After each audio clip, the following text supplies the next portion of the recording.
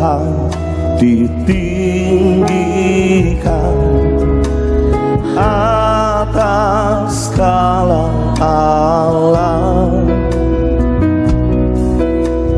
dimuliakan naik ke surga, berikan Roh Kudusnya. Yesus Tuhan, Yesus Tuhan ditinggikan atas segala alam, dimuliakan naik ke surga, berikan Roh Kudusnya. Datanglah sekarang, penuhi kami dengan kuasa-Mu,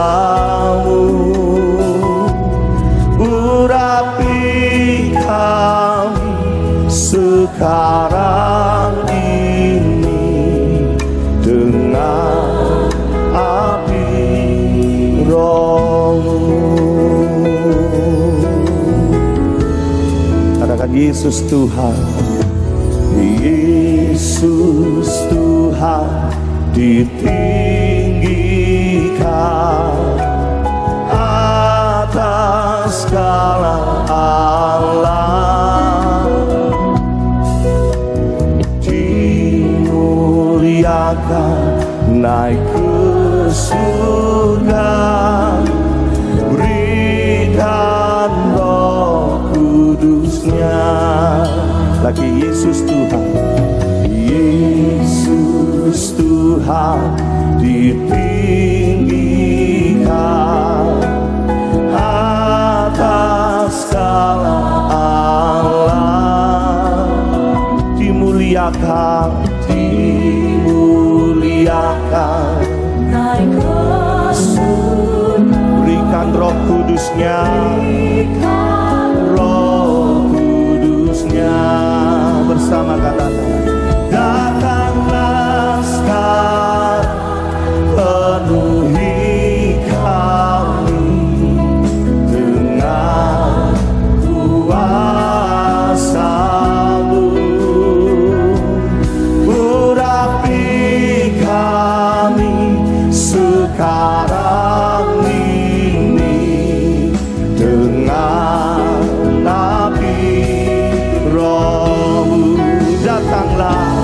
Datanglah sekarang, penuhi kami dengan kuasa-Mu, urapi kami sekarang ini dengan api Roh-Mu. Sorak-sorak yang terbaik untuk Tuhan kita, haleluya. Yes. Sama-sama kita mau mengagungkan nama Tuhan pada hari ini, karena Dia Allah yang telah mati dan bangkit dan naik ke surga untuk kita semua, haleluya. Mari berikan pujian kita yang terbaik untuk Tuhan kita.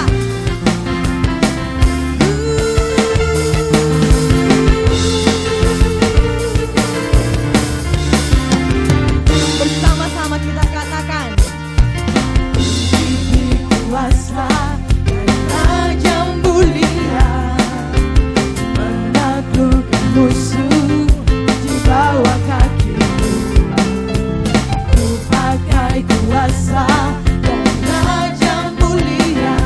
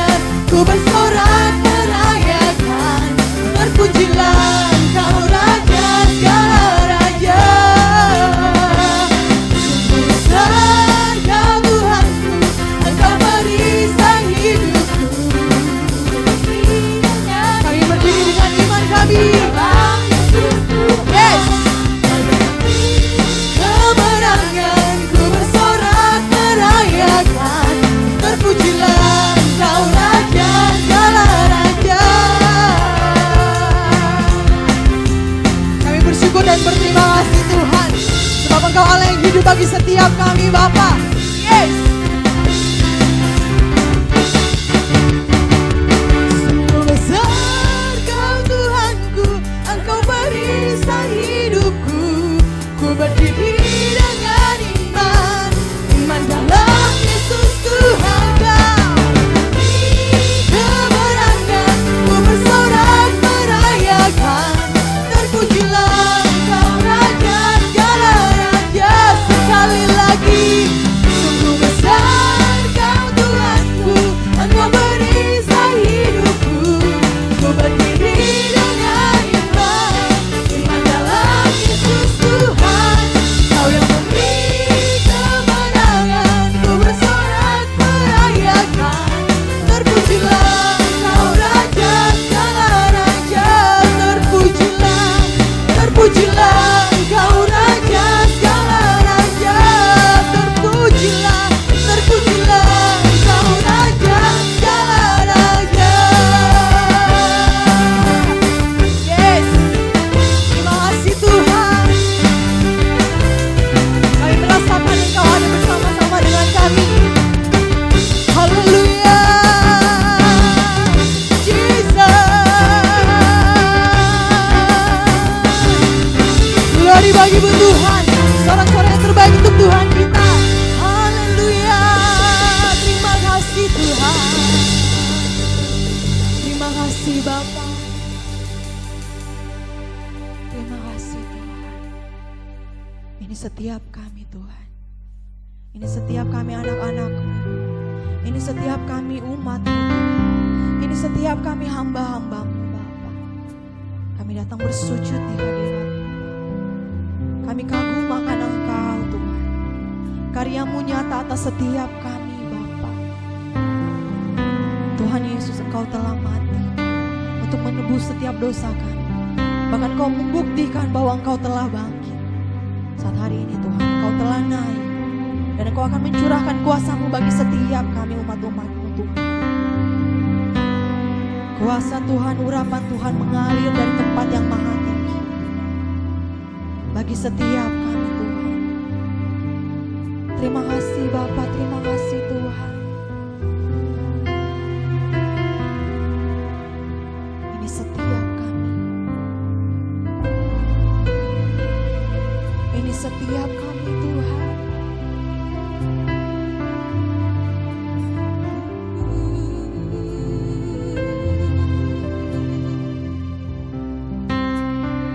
Mari bersama-sama kita katakan. Allah yang suci, Maha mulia,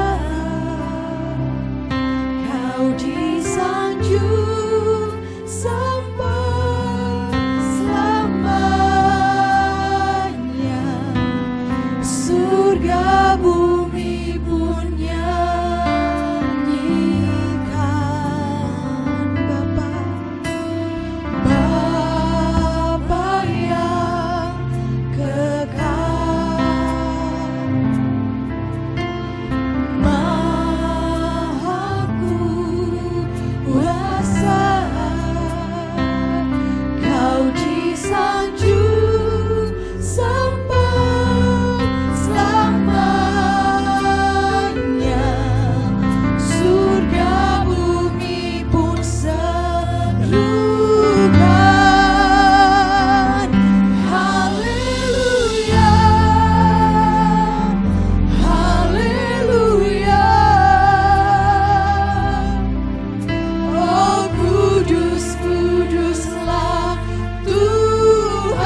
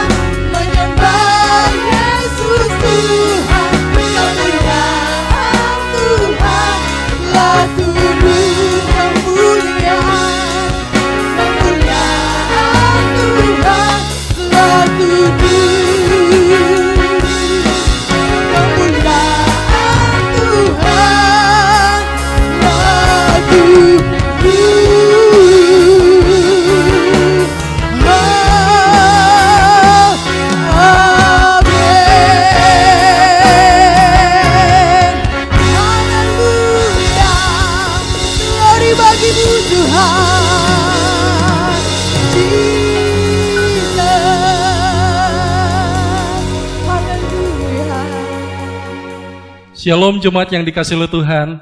Senang sekali kita bisa berjumpa kembali di hari ini, di hari kenaikan Tuhan Yesus ke surga. Sebelum kita akan mulai mendengarkan kebenaran firman Tuhan, saya ingin mengajak Bapak Ibu Saudara di rumah masing-masing, kita satukan hati, kita berdoa. Bapa, terima kasih untuk hari ini, kami bisa merayakan hari kenaikan Tuhan Yesus ke surga. Kami percaya ada makna yang Tuhan akan ajarkan hari ini kepada setiap kami, agar setiap kami dapat mengerti makna kenaikan Tuhan Yesus di hari ini, dan Tuhan urapi hamba-Mu dan berkati setiap kami. Di dalam nama Tuhan Yesus Kristus kami sudah berdoa. Amin.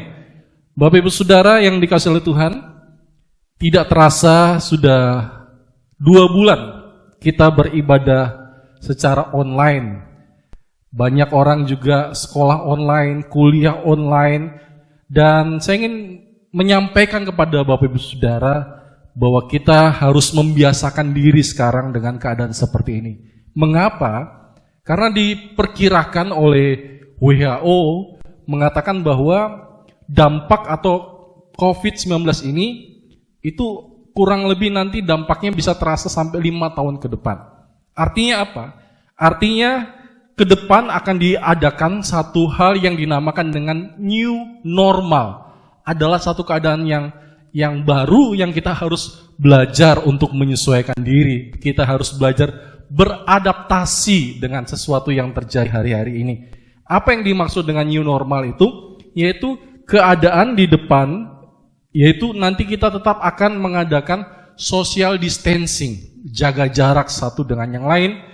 Selama beberapa tahun ini kemungkinan masih pakai masker, ya, kita tetap cuci tangan, pakai hand sanitizer dan sebagainya. Ini perlu kita jaga sampai semuanya nanti selesai. Bapak Ibu Saudara yang dikasihi oleh Tuhan, setiap kali kita mengadakan ibadah online, saya ingin supaya Bapak Ibu Saudara di rumah masing-masing jangan kita melakukan kegiatan yang lain, misalkan dengar firman Tuhan sambil memasak, dengar firman Tuhan sambil nonton TV, dengar firman Tuhan sambil main handphone. Ya itu jangan. Sebaiknya ketika kita mendengarkan firman Tuhan, kita luangkan waktu seperti kita datang ke gereja, kita beribadah, supaya kuasa firman Tuhan itu bisa mengubah kehidupan kita. Jangan sampai khotbah-khotbah atau firman-firman Tuhan yang sudah kita dengar selama ini cuman menambah pengetahuan kita saja. Oh, yang penting saya sudah ibadah hari ini. Jangan Bapak Ibu Saudara. Sebisa mungkin kita selalu menghormati akan ibadah-ibadah yang ada. Walaupun ibadah tidak dalam gedung gereja, tapi maknanya tetap sama ketika kita mengadakan di rumah kita masing-masing. Saya melihat ada beberapa daripada keluarga ketika akan beribadah, mereka memakai pakaian yang seperti datang ke ibadah. Itu namanya mereka menghormati, menghargai, dan ya walaupun di dalam rumah tetapi memakai itu. Bahkan di tempat lain, di daerah lain yang saya lihat ketika perjamuan kudus, ya ada beberapa yang memakai jas, ya para pelayan-pelayan perjamuan kudus pakai jas dan mereka melayani akan istrinya, melayani anaknya. Itu merupakan sesuatu yang luar biasa yang tidak pernah kita pikirkan sebelumnya. Bapak Ibu Saudara, apa yang terjadi hari-hari ini diumpamakan seperti sebuah komputer. Ketika sebuah komputer itu sudah mulai berat dengan banyak data, ya, kemudian ada virus yang masuk ke dalam komputer itu, apa yang perlu dilakukan untuk komputer itu? Yang pasti adalah kita merestart atau mereboot komputer tersebut. Tujuannya untuk apa? Supaya komputer yang tadi yang sudah panas, yang sudah bekerja keras, ya selama ini kita reboot, akhirnya komputer itu menjadi lebih cepat, komputer itu menjadi lebih dingin, komputer itu menjadi lebih maksimal. Di dalam masa pandemi COVID-19 ini, saya percaya kita sedang mengalami reboot, kita sedang mengalami di mana kita sedang diproses Tuhan untuk kita bisa melepaskan segala aktivitas kita dan kemudian kita bisa mengupgrade kehidupan kita. Saya berikan contoh Bapak Ibu Saudara, seperti sebuah handphone. Ketika handphone itu tiba-tiba ada notifikasi, ada pemberitahuan bahwa softwarenya atau aplikasinya perlu diupdate. Tujuannya adalah ketika nanti ada update aplikasi atau software tersebut, diberitahu kinerja kamera jadi lebih baik, kinerja aplikasi jadi lebih baik, diberitahu lebih baik. Itu tujuannya. Tapi tidak bisa otomatis terupdate, tetapi dibutuhkan bantuan kita. Kita tinggal tekan yes atau no. Kalau kita tekan no, kita terlalu nyaman dengan keadaan aplikasi yang lama, kita tidak akan dapat aplikasi yang baru. Kita tidak akan mendapatkan kinerja yang lebih baik. Tetapi ketika kita mengizinkan, kita berkata yes, kita menekan yes untuk supaya aplikasi itu terupdate, akhirnya kita mendapatkan aplikasi yang jauh lebih baik kinerjanya, jauh lebih ringan. HP kita yang tadinya berat, kita tidak bisa pakai lagi karena terlalu banyak aktivitas kita, setelah diupdate menjadi lebih baik. Saya berharap di masa pandemi COVID-19 ini, kehidupan kita setelah COVID-19 ini selesai, saya berharap kehidupan kita, kinerja kita, apa yang kita ketahui jauh lebih baik, jauh lebih banyak. Ketika Tuhan sedang mengupdate kehidupan kita, kita harus menjadi jauh lebih baik. Jangan sampai ketika pandemi ini sudah selesai, kehidupan kita masih sama sebelum COVID-19 ini ada. Itu artinya kita telah membuang-buang waktu untuk hal-hal yang percuma hari-hari ini.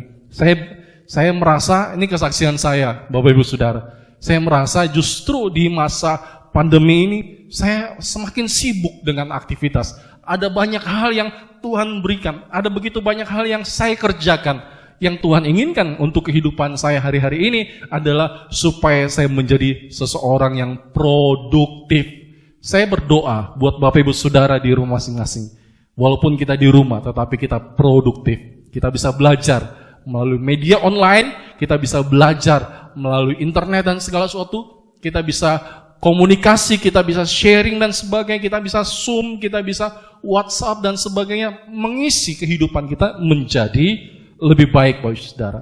Kita akan belajar hari ini tentang mengapa Tuhan Yesus naik ke sorga. Di dalam Yohanes pasal yang ke-14, ayat yang pertama sampai dengan ayat yang ketiga. Yohanes 14, ayat 1 sampai ayat yang ketiga. Janganlah gelisah hatimu, percayalah kepada Allah, percayalah juga kepadaku. Kita diminta untuk percaya di hari-hari ini. Jangan sampai iman kita mulai menjadi kendur, iman kita mulai menjadi turun, tetapi kita harus percaya bahwa Tuhan sanggup memelihara kita dalam hari-hari ini. Jangan gelisah hatimu. Dikatakan di rumah Bapakku banyak tempat tinggal. Jika tidak demikian, tentu aku mengatakannya kepadamu, sebab aku pergi ke situ untuk menyediakan tempat bagimu. Jadi Tuhan Yesus naik ke sorga, itu tujuannya untuk menyediakan tempat buat kita. Apa yang dimaksud dengan tempat buat kita? Itu adalah rumah yang disiapkan buat kita.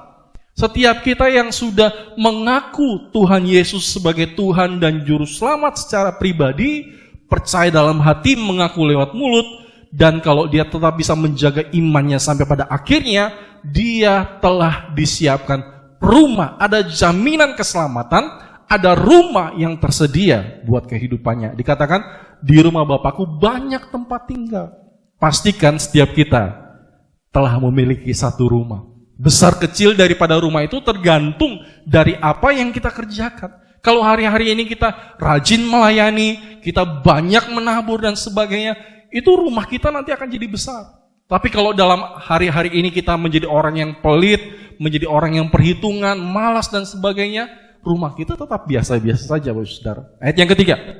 Dan apabila aku pergi ke situ dan telah menyediakan tempat bagimu, aku akan datang kembali. Kedatangan Tuhan Yesus yang kedua kali tidak lama lagi, dan akan membawa kamu ke tempatku. Luar biasa. Supaya di tempat di mana aku berada, kamu berada. Ini kerinduan Tuhan. Tuhan mau setiap kita nanti bisa bersama-sama dengan Tuhan Yesus dalam kekekalan yang kita kenal dengan yang namanya sorga. Bapak Ibu Saudara yang dikasihi oleh Tuhan, kita harus melihat di sini bahwa Tuhan ingin kita ke sana. Tapi bagaimana caranya untuk ke sana? Bagaimana caranya untuk masuk surga? Tuhan berkata begini, akulah jalan, kebenaran, dan kehidupan. Tidak ada seorang pun yang dapat menuju kepada Bapa kalau tidak melalui aku. Ini ada di ayat yang ke-4 sampai dengan ayat yang ke-6. Kita lihat sama-sama. Yohanes 14, ayat 4 sampai dengan ayat yang ke-6. Dan kemana aku pergi, kamu tahu jalan ke situ. Jadi kita harus tahu dengan pasti jalan ke situ. Ke situ itu kemana? Ke sorga. Ada yang tahu jalan ke sorga. Kita harus tahu dengan jelas jalan ke sana. Kata Thomas kepadanya, Tuhan, kami tidak tahu kemana engkau pergi. Jadi bagaimana kami tahu jalan ke situ? Kata Yesus kepadanya, akulah jalan dan kebenaran dan hidup. Tidak ada seorang pun yang datang kepada Bapa kalau tidak melalui aku.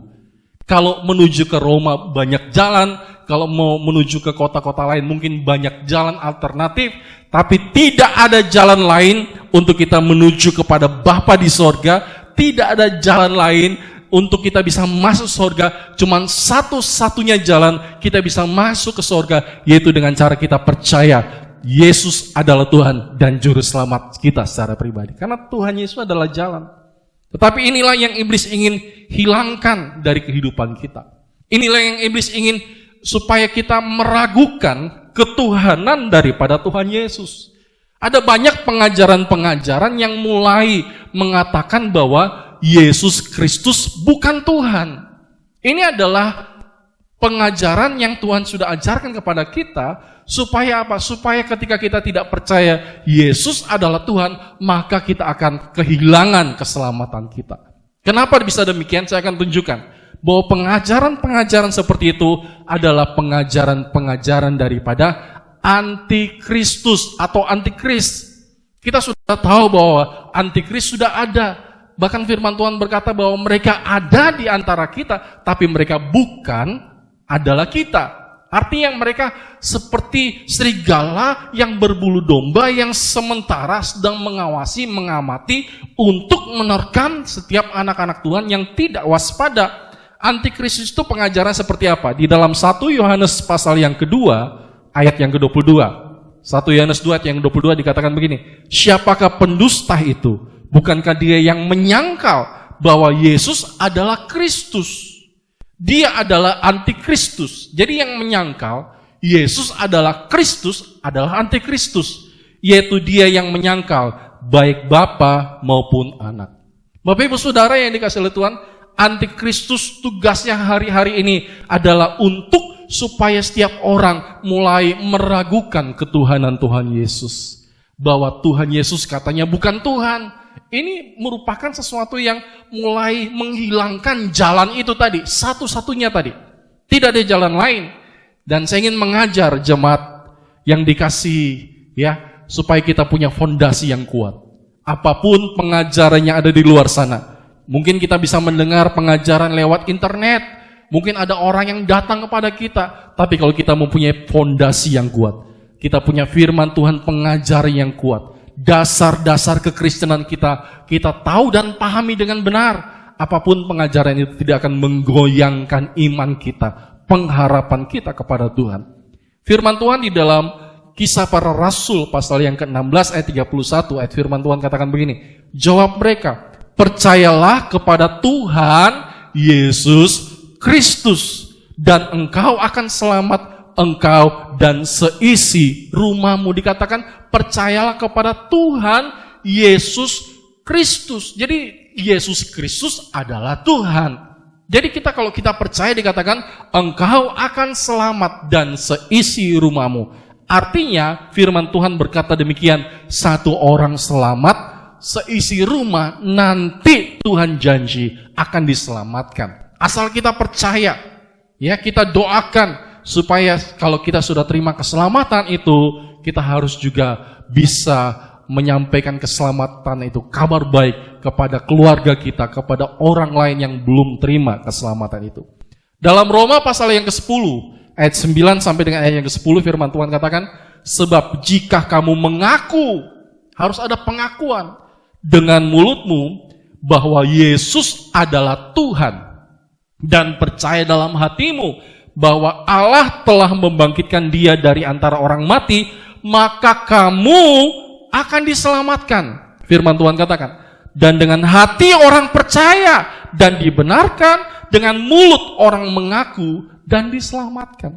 Jadi untuk terima keselamatan itu, untuk supaya kita bisa jalan di jalan keselamatan itu, dibutuhkan dua hal. Yang pertama tadi dikatakan, dengan mulut kita mengaku.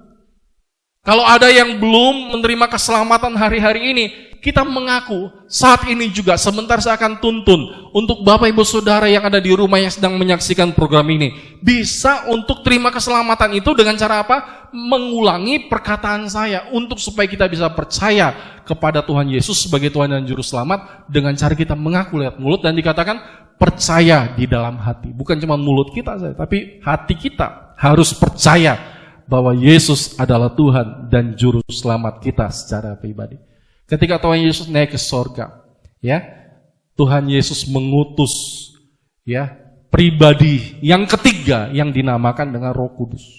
Roh Kudus itu akan datang menemani kita, diam di dalam kehidupan kita, bukan untuk 1 tahun, 2 tahun, tapi untuk selama-lamanya.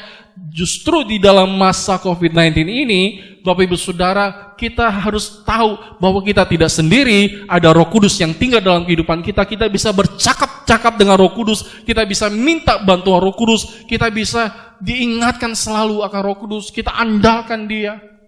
Bahwa apa yang kita ucapkan, apa yang kita lakukan berkuasa karena ada Roh Kudus diam di dalam kehidupan kita. Ya, dan ini yang kita perlu pelajari. Bahwa Roh Kudus ketika Dia datang di dalam kehidupan kita, diam di dalam kehidupan kita, Roh Kudus ini punya peranan. Peranannya adalah membawa kita bisa percaya kepada Tuhan. Jadi yang menginsafkan manusia akan dosa, akan pelanggarannya, akan kesalahannya, bukan karena khotbahnya bagus, bukan karena pendetanya pintar bicara, tetapi ada Roh Kudus di dalam kehidupan orang itu yang mulai menyadarkan dia akan dosanya. Dia mulai sadar bahwa dia orang berdosa dan butuh Tuhan. Jadi inilah peranan daripada Roh Kudus. Artinya Roh Kudus itu akan menginsafkan, membuat seseorang menjadi bertobat, membuat seseorang menjadi lebih sungguh-sungguh. Itu karena ada Roh Kudus tinggal di dalam kehidupan kita. Dan karena ada Roh Kudus itulah kita bisa mengaku dengan mulut kita. Orang yang tidak punya Roh Kudus, orang yang tidak percaya Roh Kudus, orang itu akan sulit menerima Yesus Kristus adalah Tuhan dan Juru Selamat. Kita akan baca ayat terakhir, 1 Korintus 12 ayat yang ketiga. Karena itu aku mau meyakinkan kamu bahwa tidak ada seorang pun yang berkata-kata oleh Roh Allah dapat berkata terkutuklah Yesus. Dan tidak ada seorang pun yang dapat mengaku Yesus adalah Tuhan selain oleh Roh Kudus. Jadi Roh Kudus inilah yang membuat kita bisa mengaku Yesus Kristus Tuhan, karena Roh Kudus telah menjamah hati kita. Kita bisa belajar untuk percaya. Roh Kudus ini yang nantinya akan membawa kita mengenal akan pribadi Tuhan Yesus. Yang akan ketika kita membaca firman Tuhan, yang akan menerangkan kita isi daripada Alkitab yang kita baca. Itu adalah Roh Kudus. Ketika saya ingin menyampaikan firman Tuhan, ketika saya ingin berkhotbah, saya seringkali melibatkan Roh Kudus. Holy Spirit, let's go, ayo. Kita sama-sama, saya tidak ingin berjalan sendiri, saya tidak ingin menyampaikan firman Tuhan secara sendiri, biasa. Tapi saya ingin dengan kuasa Roh Kudus, setiap kata-kata dari firman Tuhan itu akan mendatangkan kuasa. Dan kuasa itu yang bisa mengubah hidup kita semua. Bukan cuma kata-kata yang indah kalau khotbah, tetapi ada kuasa. Dan kuasa itu datangnya daripada Roh Kudus. Dan Roh Kudus ini akan menerangkan kepada kita, mengajar kepada kita. Dia adalah guru, Dia adalah Tuhan, Dia adalah segalanya buat kehidupan kita. Dan Roh Kudus ini ada menemani kita sampai pada akhirnya. Bapak Ibu Saudara, kita bersyukur kita punya Roh Kudus di dalam kehidupan kita. Dan Tuhan Yesus naik ke sorga tidak membiarkan kita sebagai yatim piatu, tapi Dia mencurahkan Roh Kudusnya atas kehidupan kita. Ketika murid-murid sedang berkumpul, ada Roh Kudus yang turun ke dalam kehidupan mereka. Ada kuasa yang turun di dalam kehidupan mereka. Mereka diberikan kuasa untuk bisa melayani. Tema kita di bulan ini adalah kita melayani. Jangan melayani dengan biasa, tapi kita melayani dengan power, dengan kuasa daripada Roh Kudus, agar pelayanan kita menjadi berkat, membuat dampak buat kota dan juga buat bangsa. Saya ingin mengajak Bapak Ibu Saudara yang dikasihi untuk kita bisa satukan hati kita berdoa. Mari kita satukan hati kita berdoa. Bapa, terima kasih untuk kebenaran firman Tuhan yang sudah kami terima di hari ini. Kami percaya bahwa kuasa Roh Kudus akan menjamah setiap kami yang saat ini sedang beribadah dimanapun kami berada. Dan kalau ada yang belum untuk mengaku, belum percaya dalam hati, saat ini bisa mengulangi doa saya. Bapak Ibu Saudara yang di rumah masing-masing juga bisa mengulangi doa ini. Katakan, Tuhan Yesus, terima kasih. Sama-sama ulangi kalimat ini. Katakan, Tuhan Yesus, terima kasih buat firman yang kami dengar di hari ini. Dan saat ini kami mengundang Yesus masuk ke dalam hatiku. Jadilah Tuhan dan Juru Selamatku. Aku mengaku bahwa Yesus adalah Tuhan dan Juru Selamat. Secara pribadi, ampuni dosa-dosaku. Bersihkan dosa-dosaku. Aku percaya dalam hati bahwa Yesus telah mati dan bangkit pada hari yang ketiga, menyelamatkan kami semua. Aku undang Yesus masuk dalam hatiku. Jadilah Tuhan dan Juru Selamatku. Mari kita pegang dada kita masing-masing. Tuhan, teruslah menjadi Tuhan dan Juru Selamat kami sampai seumur hidup kami. Roh Kudus, Engkau ada dalam kehidupan kami, menemani kami seumur hidup kami. Terima kasih Tuhan. Buat hari ini, Bapak Ibu Saudara kita bangkit berdiri, kita akan terima berkat Tuhan.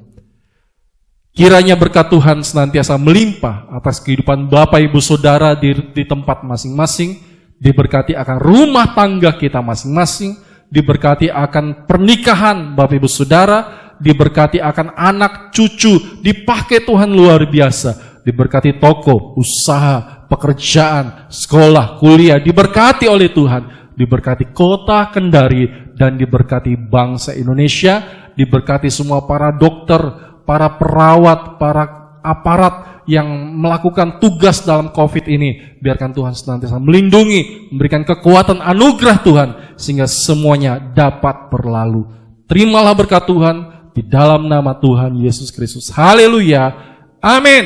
Bapak Ibu Saudara yang dikasihi oleh Tuhan, Shalom. Tuhan Yesus memberkati kita semua. Selamat merayakan hari kenaikan Tuhan Yesus ke sorga. Amin.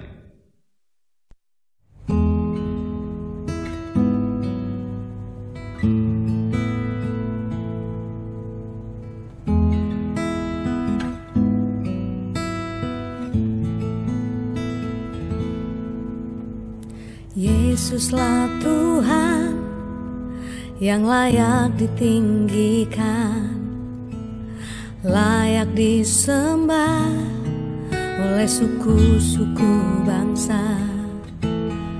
Dengan darah-Mu Kau telah tebus bangsaku, genapi Tuhan firman-Mu atas negeriku. Hatiku rindu melihat kemuliaan-Mu, hatiku rindu melihat curahan kuasa-Mu di tanah tercinta, negeriku Indonesia. Ku berdoa Indonesia penuh kemuliaan-Mu, Indonesia bagi kemuliaan-Mu.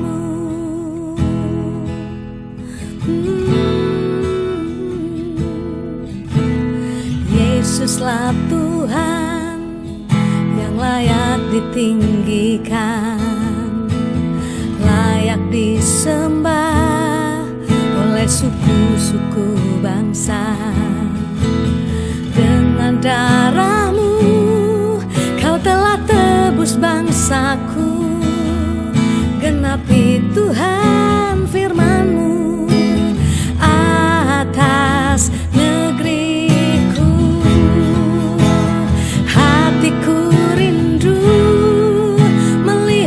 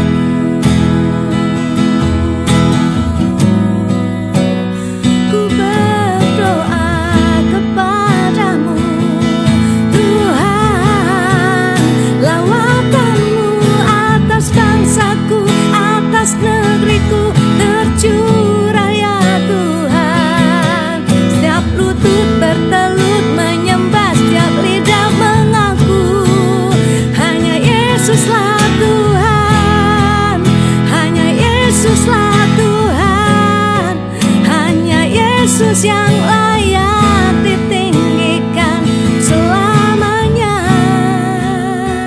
Hatiku rindu melihat kemuliaan-Mu, hatiku rindu melihat curahan kuasa-Mu di tanah tercinta, negeriku Indonesia.